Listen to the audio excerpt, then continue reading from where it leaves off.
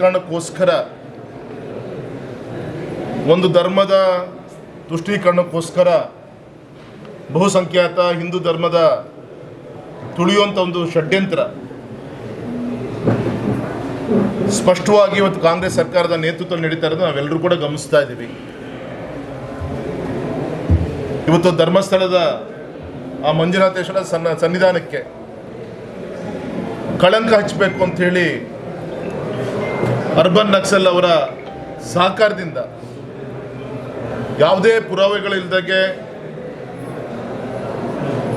ಯಾರು ಆರೋಪ ಮಾಡಿದ್ದಾರೆ ಅವನ ಹಿನ್ನೆಲೆ ಏನು ಇದ್ಯಾವುದು ಕೂಡ ಚಿಂತನೆ ಮಾಡದೆ ಕಳೆದ 2 ತಿಂಗಳಿಂದ ಇಡೀ ಪ್ರಪಂಚಕ್ಕೆ ಯಾವುದೋ ಒಂದು ಮಂಜುನಾಥೇಶ್ವರ ಸನ್ನಿಧಾನದ ಬಗ್ಗೆ ಒಂದು ಅನುಮಾನ ಬರೋ ರೀತಿಯಲ್ಲಿ ಇದು ಪಾಕಿಸ್ತಾನದ TV ಚಾನೆಲ್ಗಳಲ್ಲಿ ಇರ್ಬೋದು, ಬೇರೆ ಬೇರೆ ರಾಷ್ಟ್ರಗಳಲ್ಲೂ ಕೂಡ ಆ ರೀತಿಯಂಥ ಮಾಧ್ಯಮದ ಮುಖಾಂತರ ಧರ್ಮಸ್ಥಳ ಮಂಜುನಾಥೇಶ್ವರ ಸನ್ನಿಧಾನಕ್ಕೆ ಕೇರಳದಲ್ಲಿ ಸ್ವತಃ ವಿಧಾನಸಭೆಯಲ್ಲಿ ಒಂದು ರೆಸಲ್ಯೂಷನ್ ಪಾಸ್ ಮಾಡುವ ಮುಖಾಂತರ ಈ ಒಂದು ಹಿಂದೂ ಧರ್ಮಕ್ಕೆ ಒಂದು ಅವಮಾನ ಮಾಡುವಂಥ ಕೆಲಸವನ್ನು ಇವತ್ತಿನ ಕಾಂಗ್ರೆಸ್ ಸರ್ಕಾರ ಮಾಡಿದೆ. ಈಗ ಜನ ಆಕ್ರೋಶಗೊಂಡಾದ್ಮೇಲೆ ಅವರ ಮರ್ಯಾದೆಯನ್ನು ಮುಚ್ಚಿಕೊಳ್ಳಲಿಕ್ಕೋಸ್ಕರ ಈಗ ಆರೋಪಿಗಳ ಮೇಲೆ ಏನೋ ಒಂದು ತನಿಖೆ ಮಾಡೋ ರೀತಿಯಲ್ಲಿ ಇವತ್ತು ಪ್ರಯತ್ನವನ್ನು ಮಾಡ್ತಾ ಇದ್ದಾರೆ. ಈ ಸಂದರ್ಭದಲ್ಲಿ ಸರ್ಕಾರಕ್ಕೆ ನಾನು ಒತ್ತಾಯ ಮಾಡ್ತೀನಿ, ಇನ್ನೂ ಕೂಡ ಹಿಂದೂಗಳ ಭಾವನೆಗಳ ಜೊತೆಗೆ ಚೆಲ್ಲಾಟವನ್ನು ಮಾಡದೆ ಅವರ ತಾಳ್ಮೆಯನ್ನು ಇನ್ನೂ ಪರೀಕ್ಷೆ ಮಾಡೋಕ್ಕೆ ಹೋಗದೆ ಆದಷ್ಟು ಬೇಗ ತನಿಖೆಯನ್ನು ಮುಗಿಸಿ ವಿಚಾರವನ್ನು ಸಮಾಜಕ್ಕೆ ಸ್ಪಷ್ಟವಾಗಿ ತಿಳಿಸುವಂಥ ಪ್ರಯತ್ನ ಮಾಡಬೇಕು ಅಂತೇಳಿ ಒತ್ತಾಯನ ಮಾಡ್ತಾ, ಇದು ಜೊತೆಗೆ ಚಾಮುಂಡೇಶ್ವರಿ ಹೆಸರಲ್ಲಿ ಇಡೀ ದಸರಾ ಮಹೋತ್ಸವ ಇಡೀ ದೇಶಾದ್ಯಂತ ನಾವು ರಾಜ್ಯಾದ್ಯಂತ ನಡೆಯುತ್ತೆ. ಇಂಥ ಸಂದರ್ಭದಲ್ಲಿ ಯಾರಿಗೆ ತಾಯಿ ಭುವನೇಶ್ವರಿ ಬಗ್ಗೆ ವಿಶ್ವಾಸ ಇಲ್ಲೋ, ಯಾರಿಗೆ ಮೂರ್ತಿ ಬಗ್ಗೆ ವಿಶ್ವಾಸ ಇಲ್ಲೋ, ವಿಶೇಷವಾಗಿ ನಮ್ಮ ಅರಿಶಿಣ ಕುಂಕುಮದ ವಿಚಾರದಲ್ಲಿ ನಮ್ಮ ತಾಯಂದಿರಿಗೆ ಅವ್ರದ್ದೇ ಆದಂಥ ಒಂದು ಭಾವನಾತ್ಮಕವಾದಂಥ ವಿಚಾರ ಇದ್ದಂಥ ಸಂದರ್ಭದಲ್ಲಿ ಮತ್ತೊಮ್ಮೆ ಈ ರೀತಿಯಂಥ ನಮ್ಮ ವಿಚಾರಗಳ ಬಗ್ಗೆ ಅವಮಾನ ಮಾಡೋ ರೀತಿಯಲ್ಲಿ ಈ ರೀತಿಯಂಥ ಒಂದು ಪ್ರಯತ್ನ ನಡೀತಾ ಇದೆ. ಇದ್ರ ಮುಖಾಂತರ ಒಂದು ತುಷ್ಟೀಕರಣಕ್ಕೋಸ್ಕರ, ಒಂದು ಧರ್ಮದ ಒಂದು ವಿಶ್ವಾಸವನ್ನು ಗಳಿಸೋಕ್ಕೋಸ್ಕರ ಈ ರೀತಿಯಂಥ ರಾಜಕಾರಣವನ್ನು ತಾವೇನು ಮಾಡ್ತಾ ಇದ್ದೀರಿ, ಇದು ಯಾವುದು ಕೂಡ ಹೊಸದಲ್ಲ. ಹಿಂದೂ ಕೂಡ ಬೇಕಸತಿ ಈ ಥರ ಮಾಡಿ ಕೈಯನ್ನು ಸುಟ್ಕೊಂಡಿದ್ದೀರಿ. ಏನೋ ನಮ್ಮಗಳ ಒಂದು ಆ ಸಂದರ್ಭದಲ್ಲಿ ಚುನಾವಣೆ ಸಂದರ್ಭದಲ್ಲಿ ನೀವು ಗ್ಯಾರಂಟಿಯನ್ನು ಮುಂದಿಟ್ಕೊಂಡು ಇವತ್ತು ಅಧಿಕಾರಕ್ಕೆ ಬಂದಿದ್ದೀರಿ, 137 ಕ್ಷೇತ್ರದಲ್ಲಿ ಗೆದ್ದಿದ್ದೀರಿ. ಆ ಅಹಂಕಾರವನ್ನು ಬಿಟ್ಟು ಇವತ್ತು ಮಳೆಗಾಲ, ಇವತ್ತು ಯಾವುದೇ ರಸ್ತೆಯಲ್ಲೂ ಕೂಡ ನಾವು ಗೌರವದಿಂದ ಇವತ್ತು ಓಡಾಡಲಿಕ್ಕೆ ಸಾಧ್ಯ ಇಲ್ಲ. ಅಷ್ಟು ರಸ್ತೆಗಳು ಹಾಳಾಗಿದೆ, ಅಭಿವೃದ್ಧಿ ಕಾರ್ಯ ಸಂಪೂರ್ಣವಾಗಿ ಶೂನ್ಯ. ಮೊನ್ನೆ ತೆಲಂಗಾಣದ ಮುಖ್ಯಮಂತ್ರಿ ಸ್ವತಃ ಹೇಳಿದ್ದಾರೆ, ನಾನು ಗ್ಯಾರಂಟಿಯಿಂದ ಕೆಟ್ಟೆ, ನಾನು ಯಾವುದೇ ಅಭಿವೃದ್ಧಿ ಕೆಲಸ ಮಾಡೋಕ್ಕಾಗ್ತಿಲ್ಲ ಅಂತೇಳಿ. ಆದರೆ ನಾನು ಈ ಸಂದರ್ಭ ಹೇಳಲಿಕ್ಕೆ ಇಚ್ಛೆ ಪಡ್ತೇನೆ, ಗ್ಯಾರಂಟಿನೂ ಕೊಡ್ರಿ, ಅಭಿವೃದ್ಧಿ ಕೆಲಸನೂ ಮಾಡಿ. ಯಾಕೆಂದರೆ ಗ್ಯಾರಂಟಿನೂ ಕೂಡ ಸರಿಯಾದ ರೀತಿಯಲ್ಲಿ ತಲುಪ್ತಾ ಇಲ್ಲ. ಇವತ್ತು ಹೆಣ್ಮಕ್ಳಿಗೆ ಫ್ರೀ ಅಂತೇಳಿ ಗಂಡು ಮಕ್ಳ ಜೋಬಿಗೆ ಇವತ್ತು 4,500 ಹಾಕಿ ಕಿತ್ತಿನ್ನುವಂಥ ಪ್ರಯತ್ನವನ್ನು ಮಾಡ್ತಾ ಇದ್ದಾರೆ. ಇದೆಲ್ಲದೂ ಕೂಡ ಬಿಟ್ಟು ಇವತ್ತು ಪ್ರಾಮಾಣಿಕವಾಗಿ ಆ ಗ್ಯಾರಂಟಿಯ ಬಡವರ ಒಂದು ಜೀವನದಲ್ಲಿ ದಾರಿದೀಪವಾಗುವಂಥ ದಿಕ್ಕಿನಲ್ಲಿ ಗಮನ ಕೊಡಲಿ. ಹಿಂದೆ ನಮ್ಮ ಸರ್ಕಾರ ಇವತ್ತು ತಾಯಂದ್ರಿಗೆ ಭಾಗ್ಯಲಕ್ಷ್ಮಿ ಯೋಜನೆ ಕೊಟ್ಟಿದ್ವಿ, ಮಕ್ಕಳಿಗೆ ಸೈಕಲ್ ಕೊಟ್ಟಿದ್ವಿ, ರೈತರಿಗೆ ವಿದ್ಯಾನಿಧಿ ಕಾರ್ಯಕ್ರಮಗಳನ್ನು ಕೊಟ್ಟಿದ್ವಿ. ಎಲ್ಲದೂ ಕೂಡ ಸಂಪೂರ್ಣವಾಗಿ ನಿಲ್ಲಿಸುವಂಥ ಪ್ರಯತ್ನವನ್ನು ಮಾಡಿದ್ದಾರೆ. ಹಾಗಾಗಿ ಆ ರೀತಿಯಂಥ ಒಂದು ಗಿಮ್ಮಿಕನ್ನು ಮಾಡದೆ ಅದಕ್ಕೂ ಕೂಡ ಪ್ರೋತ್ಸಾಹ ಒಂದು ಕೊಡುವಂಥ ಕೆಲಸವನ್ನು ಕೂಡ ಮಾಡಬೇಕು ಅಂತ ನಾನು ಈ ಸಂದರ್ಭದಲ್ಲಿ ಒತ್ತಾಯನ ಮಾಡ್ತೀನಿ.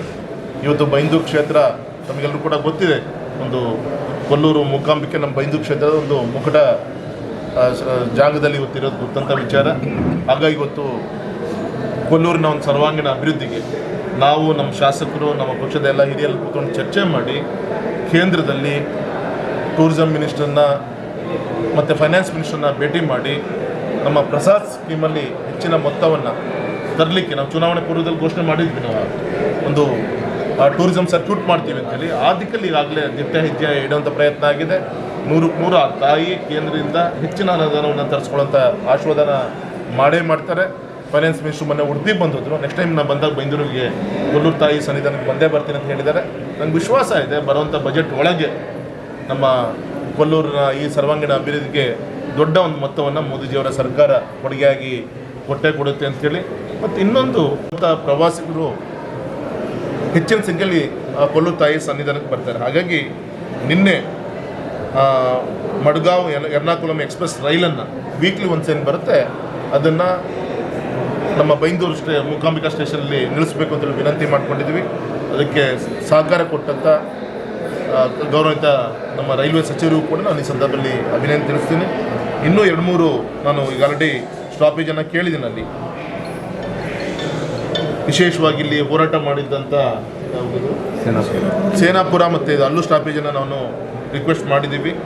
ಅದನ್ನು ಕೂಡ ಬರುವಂಥ ದಿನದಲ್ಲಿ ಆದಷ್ಟು ಬೇಗ ಮಾಡಿಸುವಂಥ ಪ್ರಯತ್ನ ಕೂಡ ಮಾಡ್ತೀವಿ ಅಂತ ಈ ಸಂದರ್ಭ ಹೇಳ್ತಾ, ಬರುವಂಥ ದಿನದಲ್ಲಿ ನಮ್ಮ ಬೈಂದೂರು ಒಂದು ಪ್ರಪಂಚದ ದೇಶದ ಒಂದು ಪ್ರವಾಸೋದ್ಯಮದ ಅತ್ಯುತ್ತಮವಾದಂಥ ಕೇಂದ್ರವನ್ನು ಮಾಡಲಿಕ್ಕೆ ಏನೇನು ಮಾಡ್ಬೋದು. ನಾನು ಕೇಬಲ್ ಕಾರ್ ಬಗ್ಗೆ 5 ವರ್ಷದಿಂದ ಹೇಳ್ತಾ ಇದ್ದೀನಿ, ಆದರೆ ಇಂಪ್ಲಿಮೆಂಟ್ ಆಗಿಲ್ಲ. ಆದರೆ ಇವತ್ತು ನಾನು ಬಿಟ್ಟಿಲ್ಲ, ಆಗುತ್ತೆ. ನಾನು ಈ ಟರ್ಮಲ್ಲಿ ಕೇಬಲ್ ಕಾರ್ ಇನ್ಸ್ಟಾಲ್ ಮಾಡಿಸಿ ನಾನು ಬರ್ತೀನಿ. ಅದಕ್ಕೇನು ಬೇಕು ಎಲ್ಲ ಪ್ರಯತ್ನಗಳು ಕೂಡ ಈಗೂ ಕೂಡ ಆಗ್ತಾಯಿದೆ. ಇನ್ನು ನಮ್ಮ ಸೋಮೇಶ್ವರ ಬೀಚು, ಮರವಂತೆ, ಇದೆಲ್ಲದೂ ಕೂಡ ಅಭಿವೃದ್ಧಿಗೂ ಕೂಡ ನಮ್ಮ ಗೌರವಾನ್ವಿತ ನಮ್ಮ ಶಾಸಕರು ಅವ್ರದ್ದೇ ಆದಂಥ ಒಂದು ಬ್ಲೂ ಪ್ರಿಂಟನ್ನು ಕೊಟ್ಟಿದ್ದಾರೆ. ಅದನ್ನು ಇಂಪ್ಲಿಮೆಂಟ್ ಮಾಡಲಿಕ್ಕೆ ಕೇಂದ್ರ ರಾಜ್ಯ ಸರ್ಕಾರದ ಸಹಕಾರ, ವಿಶೇಷವಾಗಿ ನಾನು ಎಚ್ ಕೆ ಪಾಟೀಲ್ಗೆ ನಾನು ಅಭಿನಂದನೆ ಸಲ್ಲಿಸಬೇಕು. ವಿತಿನ್ ಎ ವೀಕಲ್ DPRನ ಕೇಂದ್ರಕ್ಕೆ ಕಳಿಸ್ಬೇಕು ಅಂತ ವಿನಂತಿ ಮಾಡಿಕೊಂಡಾಗ ಟೆಂಡರ್ ಮಾಡಿ DPR ನನಗೆ ರೆಡಿ ಮಾಡಿಸ್ಕೊಟ್ಟು ನನಗೆ. ಹಾಗಾಗಿ ನಾನು ಹಿಂದೊಂದು DPRನ ಕೊಟ್ಟಿದ್ದೆ. ನಾನು ಇನ್ನೂ ಫೈನ್ ಟ್ಯೂನ್ ಮಾಡಿ ಇನ್ನೂ ಹೆಚ್ಚಿನ ಮೊತ್ತಕ್ಕೆ ಒಂದು DPR ಮಾಡಬೇಕಂತ ವಿನಂತಿ ಮಾಡಿಕೊಂಡಾಗ ಅದಕ್ಕೆ ರಾಜ್ಯ ಸರ್ಕಾರವೂ ಕೂಡ ಸಹಕಾರ ಕೊಟ್ಟಿದೆ. ಹಾಗೆ ಗೌರವಿತ ಕೇಂದ್ರ ನಮ್ಮ ರಾಜ್ಯದ ಪ್ರವಾಸೋದ್ಯಮ ಸಚಿವರು ಕೂಡ ನಾನು ಈ ಸಂದರ್ಭದಲ್ಲಿ ಅಭಿನಂದನೆ ತಿಳಿಸ್ತೀನಿ. ಸರ್, ಒಂದು ಬೀಚಿಗೆ ಇನ್ನೂ ಲೈಟ್ ವ್ಯವಸ್ಥೆ ಆಗಿಲ್ಲ, ಬರ್ಕೊಳ್ಳಿ. ಮಧ್ಯಾಹ್ನ ಅಧಿಕಾರಿಗಳ ಸಭೆ ಇದೆ, ಅಲ್ಲಿ ಅದ್ರ ಬಗ್ಗೆ ಮನವಿ ಎಲ್ಲ ಕೊಟ್ಟಿದ್ದಾರೆ ಶಾಸಕರು ಕೂಡ ಸಹಿತ ಪ್ರಪೋಸಲ್ ಕೊಟ್ಟಿದ್ದಾರೆ. ನಾನು ಕೊಟ್ಟಿದ್ದೀನಿ. ಅದು ಹೈವೇಲಿ ಅದು ತೊಗೊತಾ ಇಲ್ಲ, ಬೇರೆ ಯಾವ್ದಾದ್ರು ತೊಗೊಬೋದು ಯೋಚನೆ ಮಾಡಿ. ಸಭೆ ಕರೆದಿದ್ದೀನಿ, ದಯವಿಟ್ಟು ತಾವು ಬರಬೇಕು, ಅಲ್ಲಿ ಚರ್ಚೆ ಮಾಡೋಣ. ಮಳೆ ಬಂದರೆ ಎಡತರಲ್ಲಿ ಹೋಗ್ಲಿಕ್ಕೆ ಸಾಧ್ಯ ಆಗುದಿಲ್ಲ. ಇಲ್ಲ, ಹಾಗೆ ಹೇಳಲಿಕ್ಕೆ ಆಗಲ್ಲ. ಇತಿಹಾಸ ಪುಟದಲ್ಲಿ ಬರೆದಿಡುವಂಥ ಪ್ರಯತ್ನ ಹೈವೇ ಆಗಿ ಘೋಷಣೆ ಆಗಿ ವಿತಿನ್ 2-3 ಇಯರ್ಸಲ್ಲಿ ಇವತ್ತು ಹತ್ತತ್ತ ಒಂದು 500-600 ಕೋಟಿ ಖರ್ಚು ಮಾಡಿದಂಥ ಒಂದು ಸರ್ಕಾರ ಅಂದರೆ ಅದು ನಮ್ಮ ಮೋದಿ ಸರ್ಕಾರ. ನಿಮಗೆ ಗೊತ್ತಿರ್ಬೋದು, ನಮ್ಮ ಬೈಂದೂರಿಂದ ರಾಣೆಬೆನ್ನೂರು, ಈಗ ಆಲ್ರೆಡಿ ರಾಣೆಬೆನ್ನೂರಿಂದ ಅಪ್ ಟು ಶಿಕಾರಿಪುರದವರೆಗೂ ಕೂಡ ರೋಡ್ ಫಾರ್ಮೇಷನ್ ಆಗಿದೆ. ನಮ್ಮ ಫಸ್ಟ್ ಫೇಸಲ್ಲಿ ನಿಮಗೆ ಗೊತ್ತಿಲ್ಲ, ತುಂಬ ಹಾಳಾದಂಥ ಗ್ಯಾಪನ್ನು ಏನಿದೆ ಅದು ಮೊದಲು ಡೆವಲಪ್ಮೆಂಟ್ ಮಾಡ್ತಾರೆ. ತಾವು ನೋಡಿರ್ಬೋದು, ಈ ಕೊಲ್ಲೂರಿಂದ ಆ ಕಡೆಗೆ ಸುಮಾರು ಆ ಘಾಟನ್ನು ವೈಡ್ನಿಂಗ್ ಇರ್ಬೋದು, 7 ದೊಡ್ಡ ಬ್ರಿಡ್ಜ್ಗಳನ್ನು ಈ ದಾರಿಯಲ್ಲಿ ಕಟ್ಟುವಂಥ ಕೆಲಸಗಳಾಗಿದೆ. ಸೆಕೆಂಡ್ ಫೇಸಲ್ಲಿ ಮತ್ತು 600 ಕೋಟಿ ಸ್ಯಾಂಕ್ಷನ್ ಆಗಿದೆ. ಫಸ್ಟ್ ಫೇಸ್ ಒಂದು 500 ಕೋಟಿ ಕೆಲಸ ಆಗಿದೆ. 600 ಕೋಟಿ ಮತ್ತು ಟೆಂಡರ್ ಕರೆದಿದ್ದಾರೆ, ಟೆಂಡರ್ ಆಗಿದೆ. ನಮಗೆ ಲ್ಯಾಂಡ್ ಎಕ್ವಿಷನ್ ಆಗಬೇಕು. ಅದನ್ನೇ ನಾನು ಇವತ್ತು ಮಧ್ಯಾಹ್ನ ಅಧಿಕಾರಿಗಳ ಸಭೆಯನ್ನು ಕೂಡ ಕರೀತಾ ಇದ್ದೀನಿ. ನೀವು ಮೊನ್ನೆ ಗಮನಿಸಿರ್ಬೋದು, ನಮ್ಮ ಕೇಂದ್ರದ ರಾಷ್ಟ್ರೀಯ ಹೆದ್ದಾರಿ ಮಂತ್ರಿಗಳು ಕೂಡ ಹೇಳಿದ್ದಾರೆ, ರೈಲ್ವೆ ಮಿನಿಸ್ಟ್ರು ಕೂಡ ಸ್ಟೇಟ್ಮೆಂಟ್ ಕೊಟ್ಟಿದ್ದಾರೆ. ನಮ್ಮ ಸ್ವಾಧೀನ ಏನು ರಾಜ್ಯ ಸರ್ಕಾರ ಮಾಡಿಕೊಡ್ಬೇಕು, ಹಣ ಕೇಂದ್ರ ಕೊಡುತ್ತೆ, ಅದರ ಡಿಲೇ ಆಗ್ತಾ ಇದೆ. ಹಾಗಾಗಿ ಯಾವುದೇ ಅಭಿವೃದ್ಧಿ ಮಾಡಲಿಕ್ಕೆ ಆಗ್ತಿಲ್ಲ, ಹಣ ವಾಪಸ್ ಹೋಗ್ತಿದೆ ಅಂತ ನಮ್ಮ ಕೇಂದ್ರದ ಮಂತ್ರಿಗಳ ಕಳಕಳಿಯನ್ನು ವ್ಯಕ್ತಪಡಿಸಿದೆ. ವೈಡ್ನಿಂಗ್ ಆಯಿತು, ನಿಮ್ಗೆ ಗೊತ್ತಿರ್ಬೋದು ಸರ್, ಇಲ್ಲಿ ಎರಡು ಹಂತ ಸರ್. ಇಲ್ಲಿ ಒಂದು ಲ್ಯಾಂಡ್ ಎಕ್ವಿಷನ್, ಇನ್ನೊಂದು ಇಂಪ್ಲಿಮೆಂಟೇಷನ್. ಲ್ಯಾಂಡ್ ಎಕ್ವಿಷನ್ ಮಾಡಿಕೊಡ್ಬೇಕಾದ್ರೆ ಯಾರು? ನಮ್ಮ ರಾಜ್ಯ ಸರ್ಕಾರ ಅಧಿಕಾರಿಗಳು ಮಾಡಬೇಕು. ಪಾಪ ಅವರಿಗೂ ಮಾಡಲಿಕ್ಕೆ ಬೇರೆ ಬೇರೆ ಅಂತ ತಾಂತ್ರಿಕ ಸಮಸ್ಯೆ. ಉದಾಹರಣೆಗೆ ಅಲ್ಲಿ ಮನೆ ಕಟ್ಕೊಂಡಿರ್ತಾರೆ, ಜಾಗ ಅವ್ರ ಹೆಸರಲ್ಲಿರಲ್ಲ, ಮನೆ ಕಟ್ಕೊಂಡಿರ್ತಾರೆ.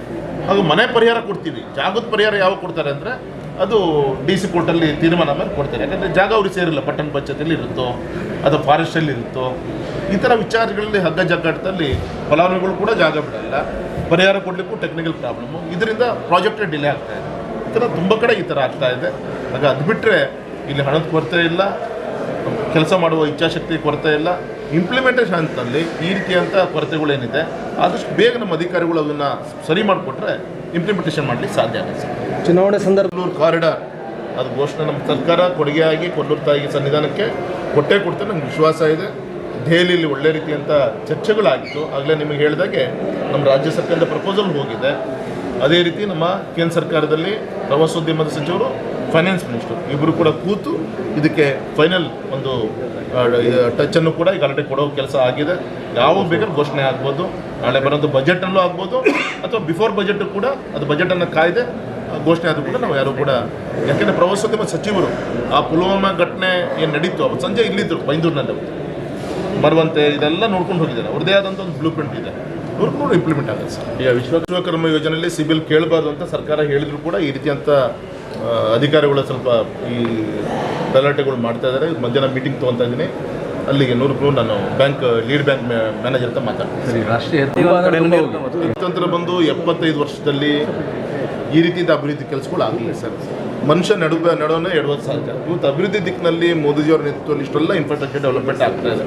ಆಗುವಂಥ ಸಂದರ್ಭದಲ್ಲಿ ಸಾಕಷ್ಟು ಸಮಸ್ಯೆಗಳು ಆಗುತ್ತೆ. ಉದಾಹರಣೆಗೆ ನಮ್ಮ ಕುಂದಾಪುರದಿಂದ ನಮ್ಮ ಬೈಂದೂರು ಮೇಲೆ ಏನು ರಾಷ್ಟ್ರೀಯ ಹೆದ್ದಾರಿ ಆಗ್ತಾ ಇದೆ, ಮತ್ತು 230 ಕೋಟಿ ಸ್ಯಾಂಕ್ಷನ್ ಮಾಡಿಸ್ತಾ ಇದ್ದೀನಿ. ಆಲ್ರೆಡಿ DPR ಆಗಿದೆ, ಟೆಂಡರ್ ಕರಿಬೇಕೀಗ. ಎಲ್ಲೆಲ್ಲಿ ಶಾಲೆ ಮಕ್ಕಳುಗಳು ಹೈವೇ ದಾಟಬೇಕು, ಎಲ್ಲೆಲ್ಲಿ ಅಂಡರ್ ಪಾಸ್ ಬೇಕು, ಇದಕ್ಕೆ ಸುಮಾರು 8-10 ಪಾಯಿಂಟ್ ಡೀಟೇಲ್ಸ್ ಎಲ್ಲ ನನಗೆ ಮಧ್ಯಾಹ್ನ ನಾನು ತರ್ತೀನಿ ನಾನು. ಅದು ಮತ್ತು 230 ಕ್ರೋರ್ಸ್ ಈಗ ಆಲ್ರೆಡಿ ಮತ್ತೆ ಸ್ಯಾಂಕ್ಷನ್ ಮಾಡಿದ್ದಾರೆ. ಹಾಗಾಗಿ ಒಂದು ರೂಪಕ್ಕೆ ಬರೋರು ಕೂಡ ಸ್ವಲ್ಪ ಮಧ್ಯ ಮಳೆ ಈ ಥರ ಪ್ರಕೃತಿ ವಿಕೋಪದಿಂದ ರಸ್ತೆಗಳು ಹಾಳಾಗಿದೆ. ಶಾಶ್ವತವಾಗಿ ಇವತ್ತು ಏನಾದರೂ ದೇಶದಲ್ಲಿ ರಸ್ತೆಗಳು ಸರಿ ಇದೆ ಅಂದರೆ ಅದು ನ್ಯಾಷನಲ್ ಹೈವೇನೇ. ನಮ್ಮ ರಾಜ್ಯ ಸರ್ಕಾರದ ಯಾವುದೇ ರಸ್ತೆಗಳು ಸರಿ ಇಲ್ಲ, ಎಲ್ಲ ಹಾಳ ಹೋಗಿದ್ದಾವೆ, ಗುಂಡಿ ಮುಚ್ಚೋರ ಗತಿ ಇಲ್ಲ.